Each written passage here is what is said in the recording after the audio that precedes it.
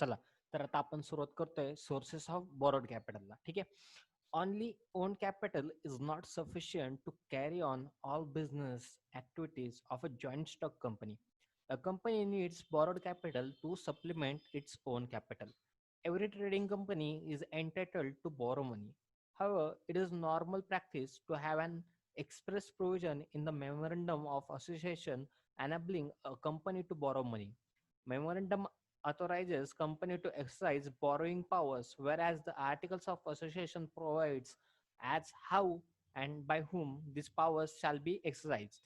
The power to borrow money is normally exercised by board of directors of the company. A private company may exercise its borrowing powers immediately after incorporation. However, public company cannot exercise its borrowing powers until it secures certificate of commencement of business. The capital may be borrowed for short, medium, or long-term requirement. It is better to raise borrowed capital at a large later stage of company's business. When company want to expand or diversify its business and requires additional capital, this additional capital can be raised by issue of debentures, accepting deposits, bonds, loans from commercial banks and financial institutions, etc.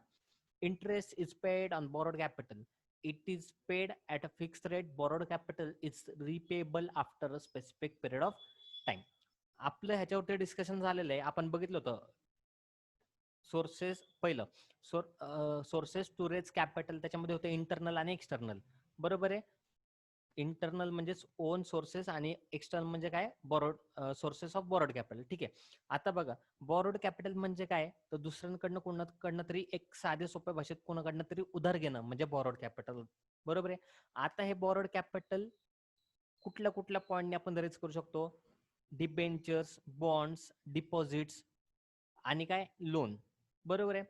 आता कुठली company borrowed capital issue करू शकते, ज्या कंपनीच्या memorandum मध्ये provision आहे की ती कंपनी बॉरोड कॅपिटल रेज करू शकते, अशी कंपनीच बॉरोड कॅपिटल रेज करू शकते. म्हणजे त्याच्यामध्ये एक क्लॉज असला पाहिजे की company can raise borrowed capital. ठीक आहे. त्याच्यानंतर हे झालं, जर मेमोरंडम मध्ये मेमोरंडमने ऑथराईज केला असेल तरच कंपनी बॉरोड कॅपिटल रेज करू शकते. ठीक आहे.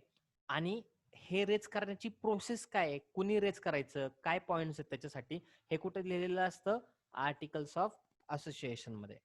आणि नॉर्मली बॉरोड कॅपिटल रेज करायचं काम कोण करतं, board of directors of company. ठीक आहे. प्रायव्हेट कंपनी म्हणजे कंपनी इनकॉर्पोरेट झाले लगेच private company borrowed capital raise करू शकते, पण पब्लिक कंपनीला बॉरोड कॅपिटल रेज करण्यासाठी वाट बघायला लागते. कशाची, सर्टिफिकेट ऑफ कमेन्समेंट. ठीक आहे. आणि ते लेटर स्टेज मध्ये भेटून जातं. आता पहिलं बॉरोड कॅपिटल कशासाठी, म्हणजे बॉरोड कॅपिटल का, ओन कॅपिटल असणे आपण बॉरोड कॅपिटल का. आता बघा, कंपनी खूप प्रॉफिट मध्ये. ठीक आहे. आणि कंपनीचे शेअर होल्डर भरपूर आहेत, तर कंपनीला जो डिव्हिडंड द्यायला लागणार तो मोठ्या प्रमाणावरती द्यायला लागणार. बरोबर आहे. म्हणजे कंपनी अशी म्हणू नाही शकत की मी तुम्हाला देते, म्हणजे नंबर ऑफ शेअर होल्डरला डिव्हिडंड देते, नंबर ऑफ शेअर होल्डरला डिव्हिडंड देत नाही. ठीक आहे. म्हणून कंपनी जे डायरेक्टर्स आहेत काय करतात, जास्ती शेअर इश्यू नाही करत, जेवढी रिक्वायरमेंट तेवढे शेअर इश्यू करतात. आणि जे एक्स्ट्राची नीड आहे त्यासाठी ते काय करतात, डिबेंचर्स, बॉन्ड्स, डिपॉझिट इश्यू करतात. त्यामुळे काय होतं, कंपनीला एका फिक्स रेटवरती इंटरेस्ट द्यायला लागतो. जर कंपनी जास्त प्रॉफिटमध्ये असेल तर तो नॉमिनल इंटरेस्ट जो आहे फिक्स तेवढंच पे करायला लागतो. जास्तीचा काय प्रॉफिटचा पार्ट जातोय का, नाही. म्हणजे जो काही जास्ती प्रॉफिट उरतोय तो कोणाकडे राहतोय, शेअर होल्डरकडे राहतोय. तीच कन्सेप्ट आहे. आता त्याच्यात पहिला पॉईंट काय आलेला आहे, तर डिबेंचर्स. आता बघूया, डिबेंचर्स म्हणजे जनरली काय आहे, मी तुमच्याकडनं काहीतरी, मला पैसे लागतात, मी तुमच्याकडनं काहीतरी पैसे घेतोय आणि त्याच्या बदल्यात मी तुम्हाला एक इन्स्ट्रुमेंट देतोय, की इव्हिडन्स देतोय, की ह्या एव्हिडन्स वरती लिहिलेलं आहे की मी तुमच्याकडनं समथिंग पैसे ओ करतो, म्हणजे मी तुम्हाला काहीतरी पैसे देणे लागतो. ह्याला म्हणतात डिबेंचर. ठीक आहे. Debentures are one of the principal sources of raising borrow capital to meet long term and medium term financial needs. Over the years, debenture have occupied a significant position in the financial structure of companies. The term debenture has come from the Latin word debere, which means to owe. म्हणजेच ओ म्हणजे काय, तर कर्ज म्हणजे उधारी kind of. The term debenture has not been defined clearly under Companies Act. Section 2, subsection 30 of Companies Act 2013 only states that the word debenture includes debenture stock, bond, and any other instrument of a company evidencing a debt, whether constituting a charge on the asset of the company or not. ह्या definition मध्ये काहीच clearly सांगण्यात आलेलं नाहीये. त्यांनी फक्त सांगितलंय debenture म्हणजे काय, डिबेंचर स्टॉक, बॉन्ड आणि any other instrument of company evidencing a डेप्ट, म्हणजे कंपनीचं कर्ज आहे असं एव्हिडन्स देणार कुठलंही डॉक्युमेंट म्हणजे काय, तर डिबेंचर असं कंपनी ऍक्टची डेफिनेशन आहे. त्यामध्ये एक्झॅक्टली असं काय क्लिअरली त्यांनी मेन्शन केलेलं नाहीये. Under the existing definition debenture includes debenture stock. Debenture means a document, बघा, debenture means a document which either creates और एक्नॉलेज डेप्ट. क्रिएट और एक्नॉलेज डेप्ट म्हणजे काय, एकतर ते कर्ज तयार करतंय, नाहीतर कर्ज आहे हे जाणून देते, एक्नॉलेज करून देते, की माहिती देते की ह्या व्यक्तीकडे एवढे एवढे पैसे येणार आहेत. त्याला काय म्हणतात, डिबेंचर. आता जास्ती विचार करण्यासारखी गोष्ट नाही. डिबेंचर म्हणजे काइंड ऑफ कर्ज आहे. जसे शेअर्स आपण इश्यू करतो ना, 100 रुपयाचा एक शेअर, तसं डिबेंचर पण 1000 रुपयाचा एक डिबेंचर, 100 रुपयाचा एक डिबेंचर. म्हणजे ज्या व्यक्तींना जेवढं सबस्क्राईब करायचे डिबेंचर तेवढे ते करू शकते. नंबर ऑफ डिबेंचर सेम असतं, काही नाही, फक्त त्यांचा रेट ऑफ इंटरेस्ट पण फिक्सच असतो, काही फरक नाहीये. फक्त डिबेंचर एक लोन आहे आणि share company, share holder company on करतात, तर डिबेंचर होल्डर कंपनीचे क्रेडिटर्स बनतात. ठीक आहे. आणि त्यांचा फायदा काय आहे, त्यांना फिक्स रेटने इंटरेस्ट मिळतो. मग कंपनी लॉसमध्ये जाऊ द्या किंवा प्रॉफिटमध्ये जाऊ द्या, आणि जेव्हा रिपेमेंटची वेळ येते डिबेंचर रिपेमेंटचे, तर त्यांना अगोदर प्रेफरन्स मिळतो. कोणाच्या, प्रेफरन्स शेअरच्या पण अगोदर आणि इक्विटी शेअरच्या पण अगोदर. ठीक आहे. त्यामुळे डिबेंचर एक सेफ इन्व्हेस्टमेंट आहे. Ordinarily, debenture constitute a charge on some property of company, but there may be a debenture without any such charge. पहिलं, चार्ज म्हणजे काय, मी तुम्हाला काहीतरी पैसे देतोय, ठीक आहे, तुम्हाला पैसे देतोय मी, आता मला ह्याची गॅरंटी काय तुम्ही माझे पैसे नाही देणार, त्यामुळे मी तुम्हाला काय म्हणतो, तुमचं सोनं द्या, तुमचं घर द्या, माझ्याकडे गहाण ठेवा. म्हणजेच काय केलं, मी त्याच्यावरती चार्ज तयार केला. जर उद्या जो मी मला पैसे माझे दिले नाही, तर मी काय करणार, तुमचं सोनं विकणार आणि माझे पैसे घेणार. ठीक आहे, ह्याला म्हणतात चार्ज.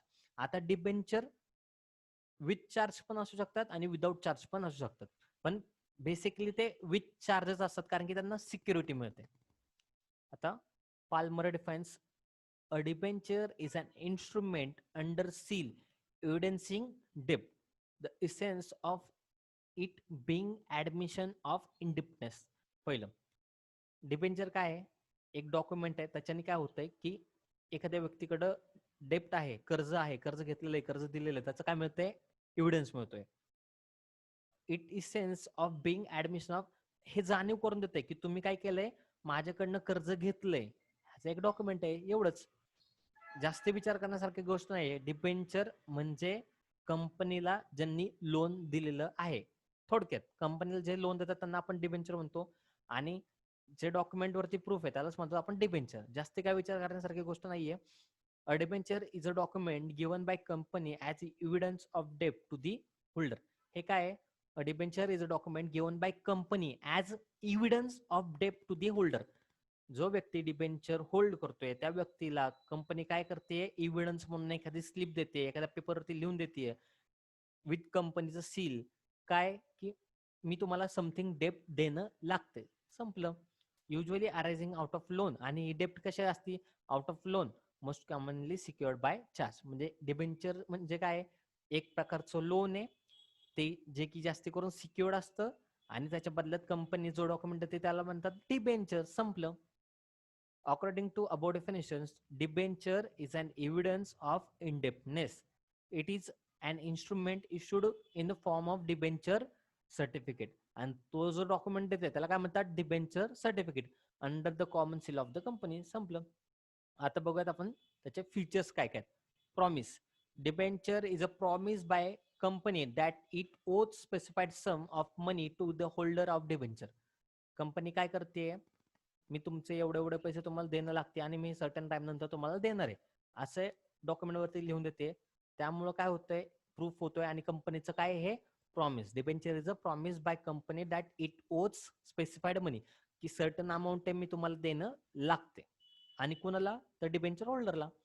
फेस व्हॅल्यू बघा, the face value of debenture normally carries high डिनॉमिनेशन्स. It is ₹100 or in multiple of ₹100, म्हणजे 100 किंवा 100च्या मल्टिपल्स मध्ये काय असतं त्याचं फेस व्हॅल्यू असते. टाइम ऑफ रिपेमेंट हे मिड टर्म नाही तर लॉंग टर्म साठी असतात. Debenture are issued with the due date stated in the debenture certificate. The principal amount of debenture is repaid on maturity date. आता त्याच्यामध्ये लिहिलेलं असतं 5 इयर्सचे डिबेंचर आहेत किंवा 10 इयर्सचे डिबेंचर आहेत. आणि डिबेंचर इश्यू केल्यानंतर जेव्हा 10 वर्ष किंवा 5 वर्ष कंप्लीट होतील, म्हणजे मॅच्युरिटी पिरियड येईल, त्या पिरियड नंतरच ही जी सम आहे ती तुम्हाला परत केली जाईल. ठीक आहे. Priority of repayment. आता बघा, प्रायोरिटी म्हणजे सिक्वेन्स, नंबर कधी लागतो. Debenture holders have a priority in repayment of debenture capital over the other Clements of company. बघा, डिबेंचरचा एकदम महत्वाचा आणि एक त्याला काय म्हणतो बेनिफिट काय, प्रायोरिटी ऑफ रिपेमेंट. म्हणजे कंपनीचे क्रेडिटर्स असतील, शेअर होल्डर असतील, ठीक आहे, इक्विटी किंवा प्रेफरन्स दोन्ही पण, ह्यांच्या पण अगोदर अदर क्लेमंटच्या अगोदर ह्यांचं नंबर लागतो. म्हणजे प्रेफरन्स शेअरच्या पण आधी, क्रेडिटरच्या पण आधी आणि इक्विटी शेअर होल्डरच्या पण आधी कोणाचं पेमेंट केलं जातं? डिबेंचर होल्डरचं. 5th पॉइंट बघा काय, assurance of repayment. Debenture considering a long term debt, they carry an assurance of repayment on due date. त्यांचं काय असतं, गॅरंटी असते की रिपेमेंटला आम्हाला पैसे मिळणारच आहेत. ठीक आहे, एक काइंड ऑफ अश्युरन्स असतं. आता इक्विटी शेअर होल्डरचा अश्युरन्स एकदम कमी असतो. का? बाकीच्यांचं रिपेमेंट करता करता जर कंपनीकडे पैसे उरलेच नाही तर कंपनी काय करणार, देणार का पैसे, कुठून आणून देऊ शकते का? नाही. पण डिबेंचरचं कसं असतं, त्यांचं सिक्वेन्स खूप वरती लागतो रिपेमेंटच्या बाबतीत. त्यामुळे त्यांना काय होतं, पैसे बुडण्याचे चान्सेस एकदम कमी असतात. इंटरेस्ट आपलं झालेलं आहे. अ fix rate of interest is agreed upon and it's paid periodically in case of debentures. Payment of interest is a fixed liability of company. It must be paid by company irrespective of the fact whether the company makes profit or not. जरी कंपनीला profit होतोय किंवा नाही होतोय, company profit मध्ये किंवा loss मध्ये, कंपनीला डिबेंचर होल्डरला इंटरेस्ट द्यायलाच लागतो. जर दिला नाही या वर्षी तर तो पुढच्या वर्षी द्यायला लागतो, पण द्यायलाच लागतो. A fix rate of interest is agreed upon paid periodically. Yearly interest असं जास्त करून, आणि रेट ऑफ इंटरेस्ट डिबेंचरच्या पुढेच लिहिला असतो तर फिक्स असतो, कंपनी चेंज करू शकत नाही. Parties to debenture. आता बघा, पार्टीज टू डिबेंचर म्हणजे डिबेंचर होल्डरच्या साठी पार्टी काय काय असतात? Company, this is entity which borrows money, म्हणजे जी लोन घेते ती company.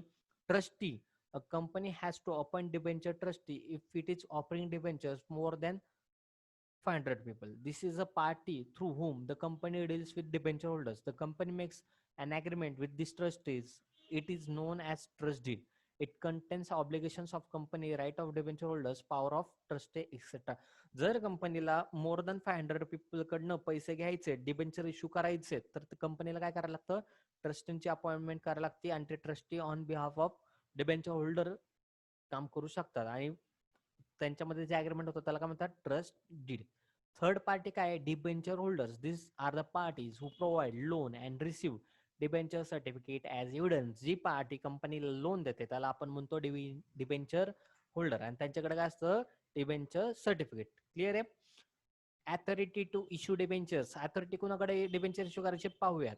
According to company act 113 section 179 subsection 3, the board of director has power to issue debentures. ही पॉवर कोणाकडे दिली गेलेली आहे? बोर्ड ऑफ डायरेक्टर्स कडे. ठीक आहे. Status of debenture holders. आता आपलं बोलून झालेलं आहे ह्याच्यावरती भरपूर. Debenture holder is a creditor of the company. Since debenture is a loan taken by company, interest is payable on it at fixed rate at fixed interval until debenture is redeemed. जोपर्यंत डिबेंचरचं redemption होणार नाही, परतफेड होणार नाही, तोपर्यंत जी term ठरली आहे 1 वर्ष 6 महिने 12 महिने काय असेल ती, त्या टर्मला कंपनीला फिक्स रेट ऑफ इंटरेस्टनी डिबेंचर होल्डरला इंटरेस्ट द्यावाच लागेल. आणि डिबेंचर होल्डर कंपनीचे कोण आहेत रे? क्रेडिटर्स. No voting right. आता लोन दिले रे, तुम्ही तुम्ही कंपनीचे मालक आहे का? नाही. तुम्ही कंपनीचे कोण आहे? क्रेडिटर. तर तुम्हाला कुठलाही वोटिंग राईट मिळणार का? नाही. According to section 71 subsection 2 of companies act 2013, no company shall issue any debenture carrying any voting right. Company with voting right कुठलाही डिबेंचर इश्यू करू शकत नाही. Debenture holders have no right to vote at general meeting of company. डिबेंचरला वोटिंगचा कुठलाही right मिळत नाही. आता पाहूयात सिक्युरिटी.